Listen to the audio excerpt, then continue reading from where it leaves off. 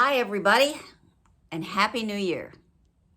It's the end of 2022, and 2023 can bring us new beginnings, new growth, new experiences, another year in our growth.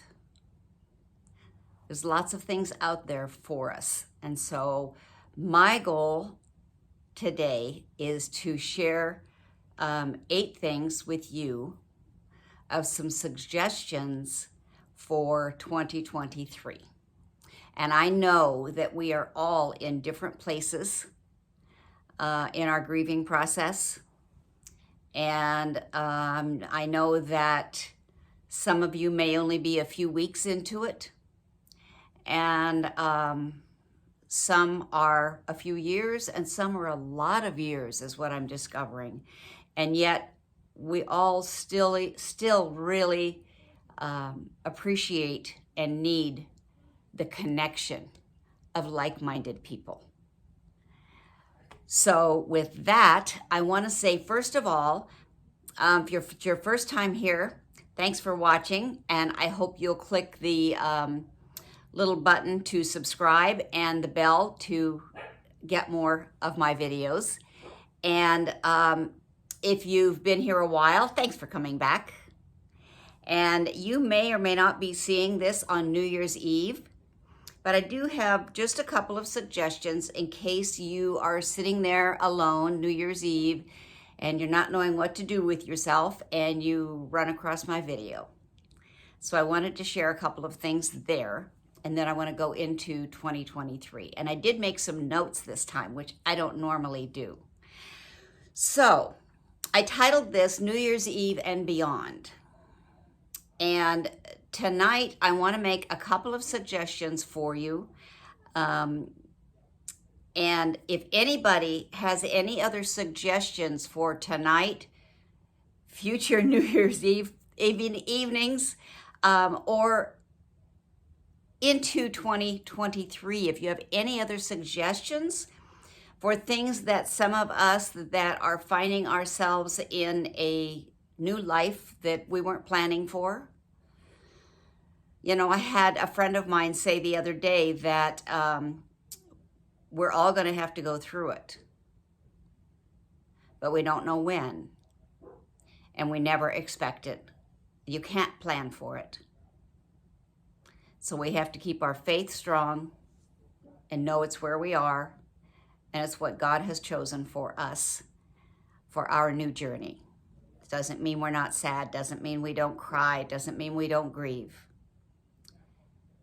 It's just part of life, and it's taken me 4 years to say that. I can't believe I just said it.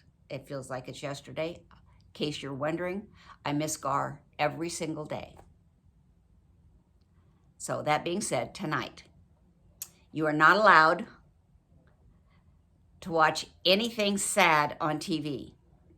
For heaven's sakes, don't watch any Hallmark movies unless you're really good at it. But I don't know. The first 2 years, I couldn't watch one of them without crying. I did watch some last year, but I couldn't the first 2 years at all. So if you're new, don't watch a Hallmark movie. Don't do something tonight that you and your hubby have always done. Do something different.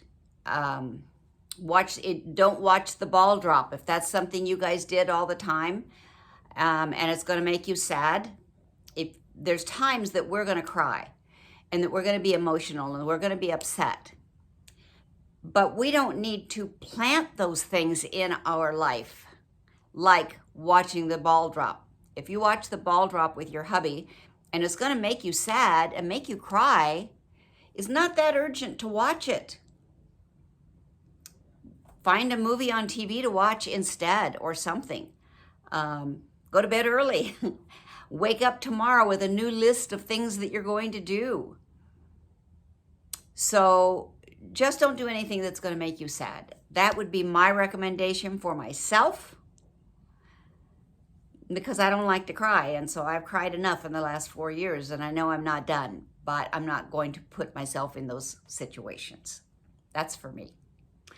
Um, watch movies, just don't watch Hallmarks. And watch movies that you guys haven't watched before. Oh, for heaven's sakes, don't watch Pretty Woman. I love Pretty Woman. I've seen it like 4 times. So I don't know what to tell you to watch, but there must be something out there that you would like.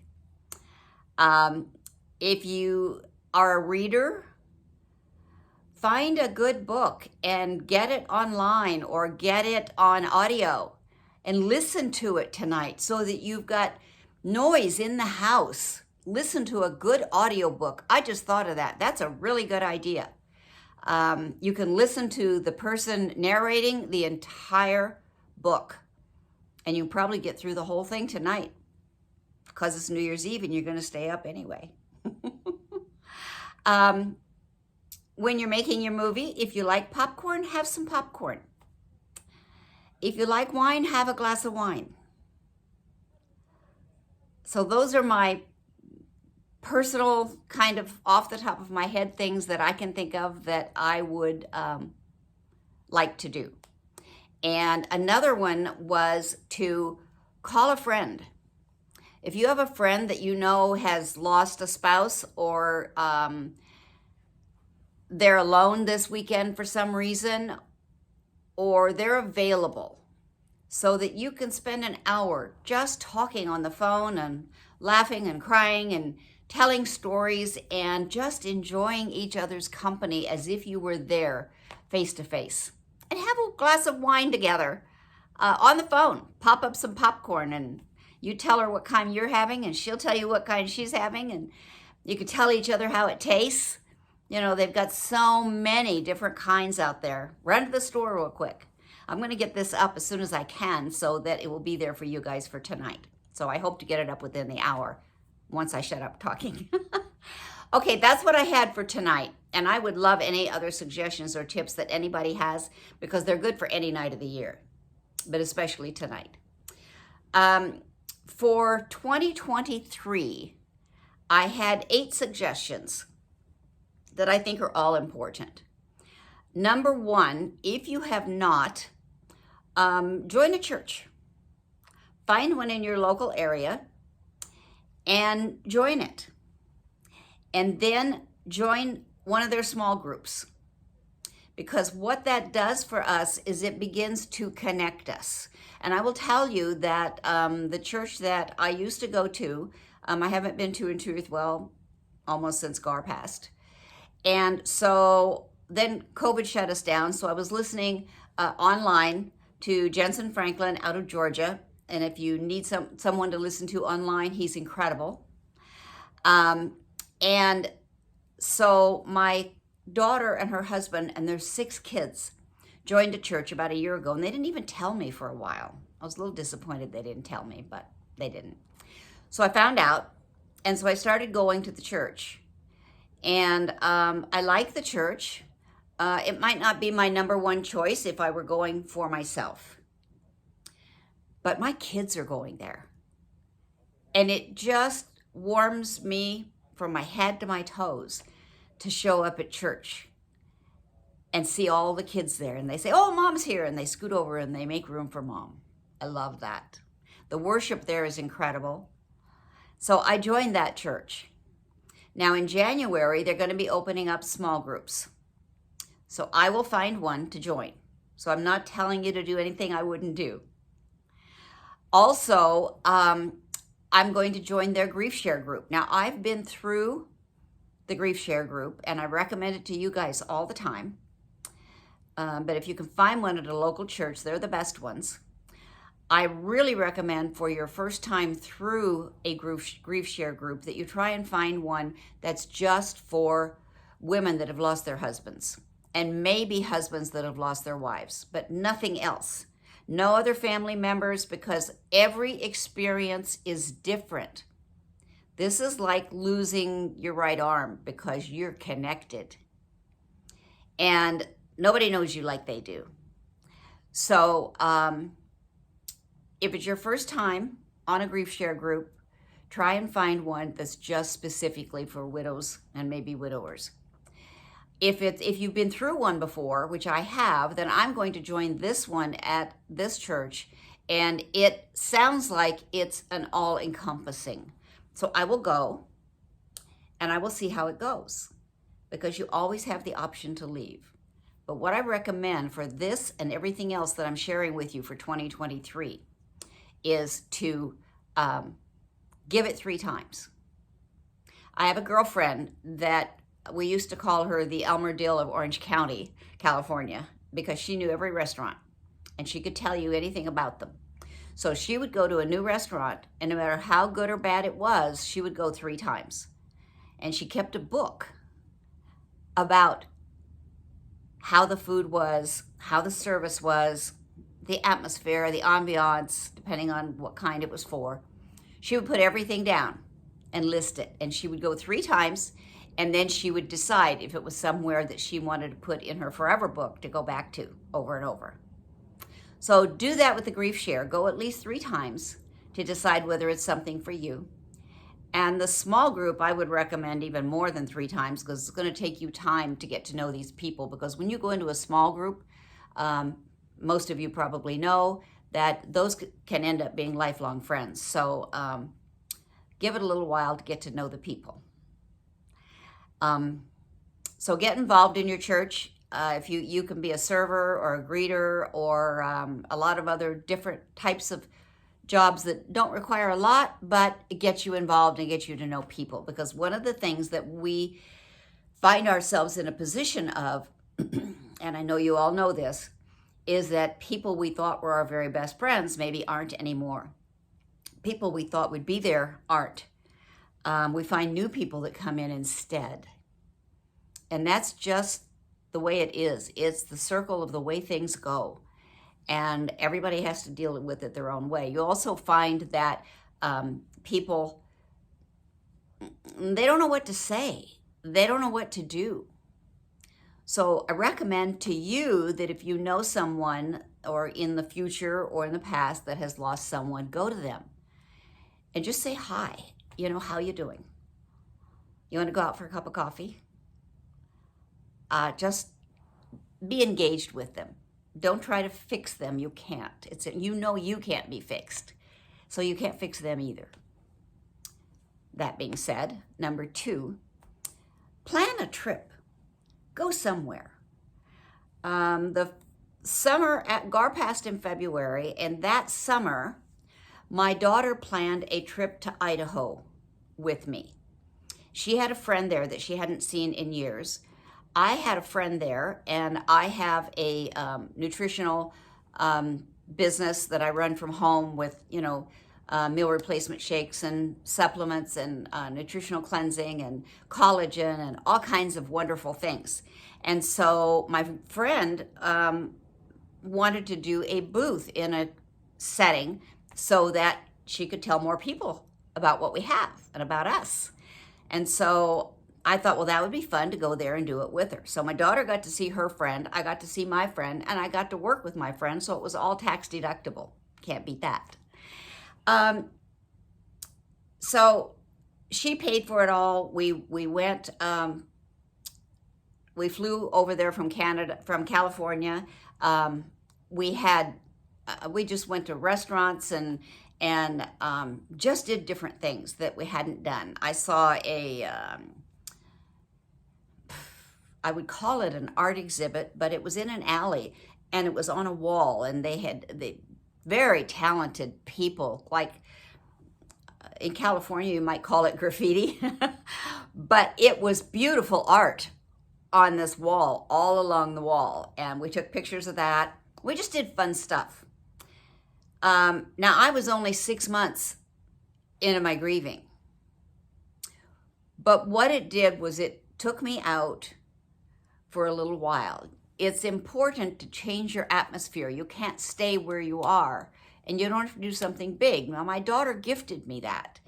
You can go to a different town and spend the night for an overnight and look maybe at things you haven't seen before. But plan a trip.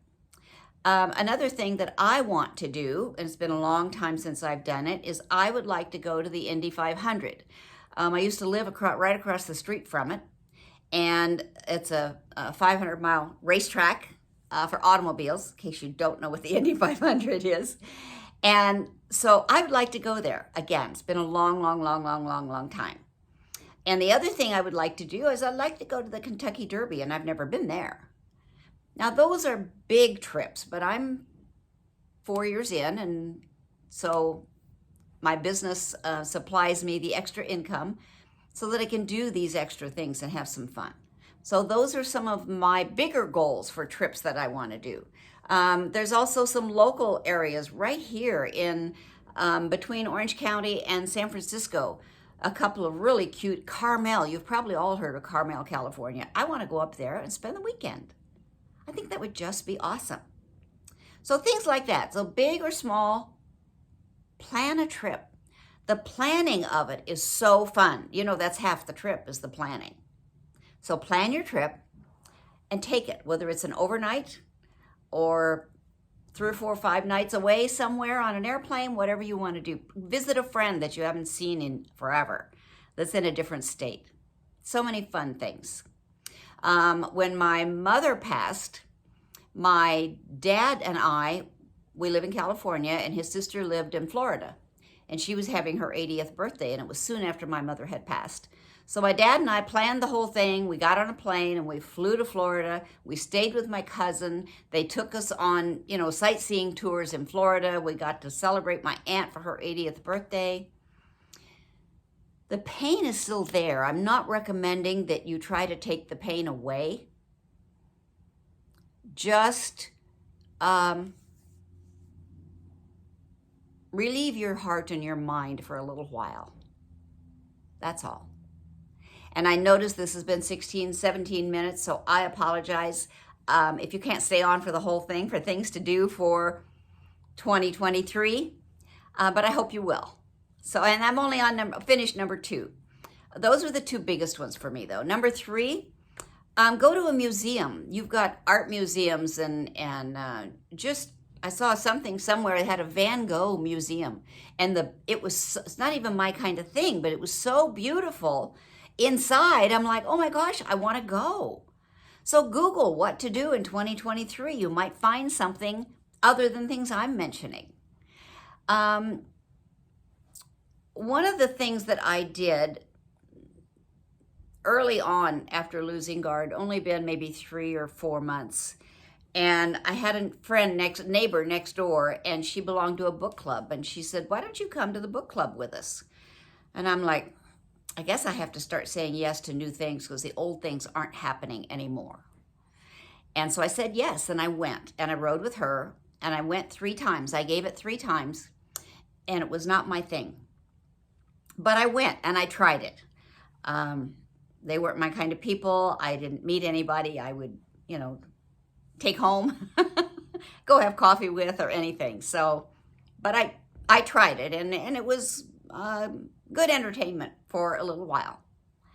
Number 4, do things you haven't done before. And I've kind of been leading us through this whole way. So think of some things that you haven't done before, like the San Diego Zoo. I live in California. I haven't been to the San Diego Zoo in years.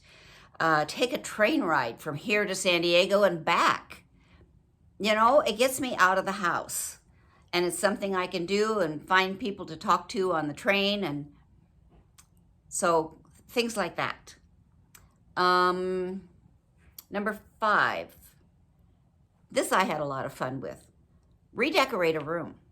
They say that when you lose a spouse, don't do anything drastic for a year.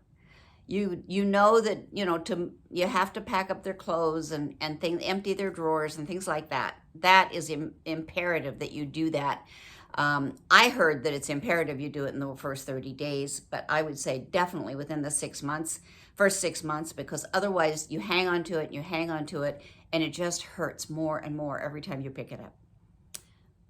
So that being said, redecorate a room. And most of you have seen my pink bedroom that I redecorated twice because I had that big flood, and it was all in that bathroom and that bedroom. So we had to redo it twice, but we still had all the pillows and the bedding, and most of the walls were painted. Just had to repaint one wall. And so that was a lot of fun. And I didn't do it alone. If you can find somebody to come help you do it, that would be fun too. You know, my daughter's mother-in-law lives in Indiana, but she used to live here. And when I redecorated that room, if she'd have lived here and I didn't have anybody else to help me, she would have come over and we'd have had so much fun doing it because she likes to create. And so we'd have had a lot of fun with that.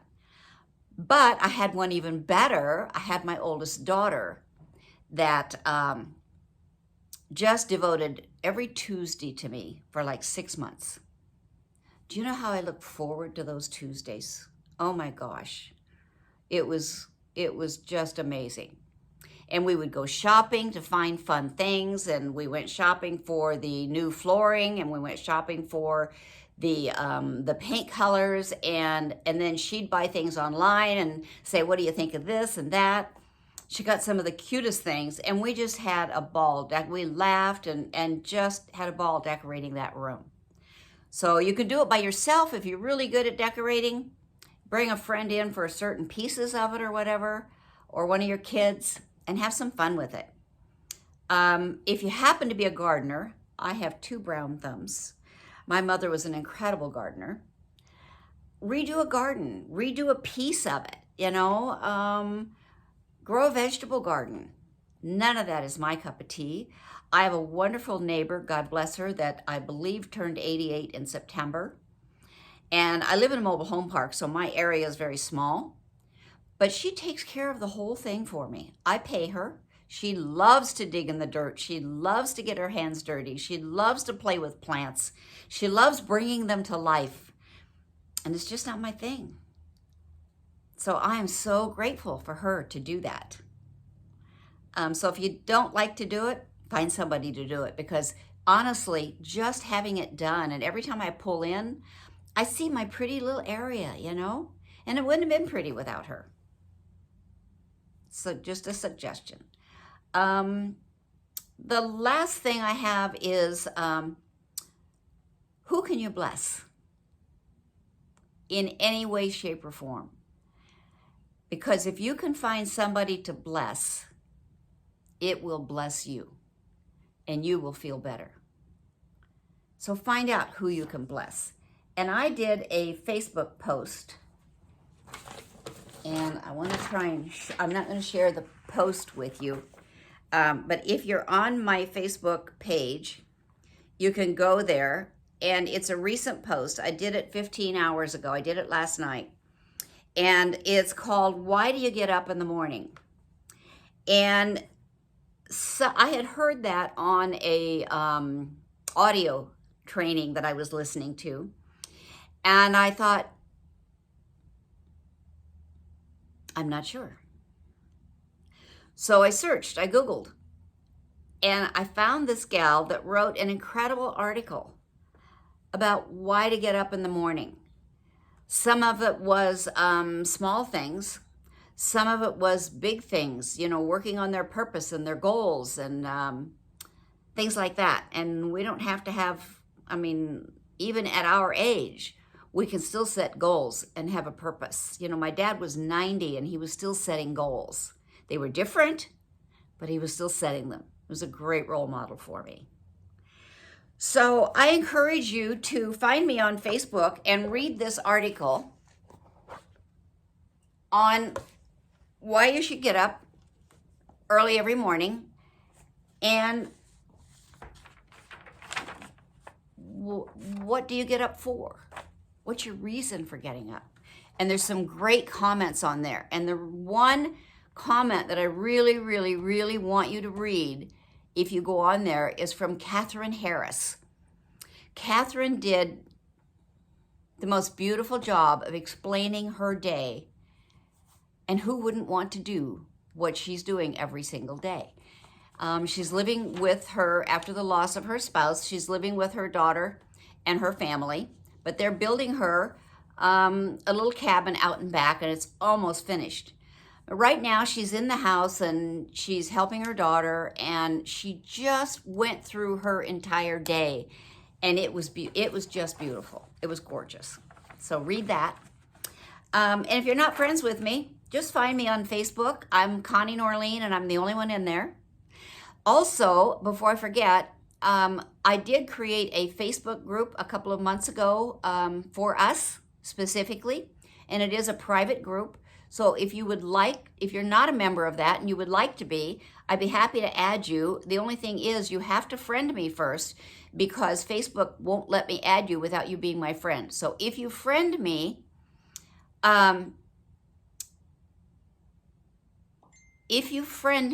sorry, somebody walked by and distracted my thought process.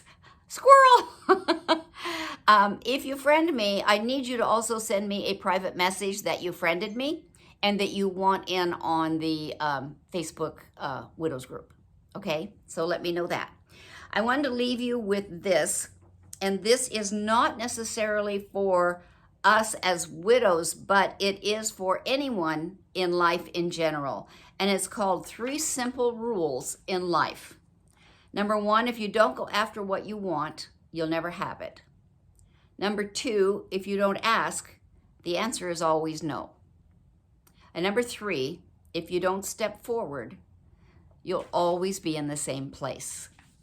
I hope you guys think about those. Number 1, if you don't go after what you want, you'll never have it. Big or small, what do you want? And it will grow. If you go after something, it will grow. Number 2, if you don't ask, the answer is always no. Ask someone new to be your friend. Ask someone new to go to coffee with you. You know, I had a conversation with somebody the other day, and they said they met somebody at a store, and they just were so impressed with them as an individual. They said, I think you're awesome. I'd love to go to tea with you sometime. Would you do that? Would you be willing to do that? And they said, sure. So she took her phone number, and the next day they set up a time. They went out and had tea and talked for hours and had a great time. Great way to make new friends, since our friends are changing a lot of times. And number 3, again, just as a reminder, if you don't step forward, you'll always be in the same place.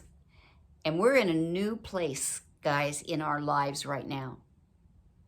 And if we don't step forward on the little things, which will grow into bigger, better things, we're going to remain right where we are now. And this is not where our husbands would want us to be. They want us to grow and to get out and continue with life and find new ways to grow and new things to do, always knowing they know that we have them uppermost in our heart and our mind. And we also have to step out and become a new version of ourselves. So with that, I wish you a very, very happy New Year. Happy 2023. I'll be back, hopefully next week. And remember, if nobody else tells you today, I love you. Have a great New Year's Day. Bye for now.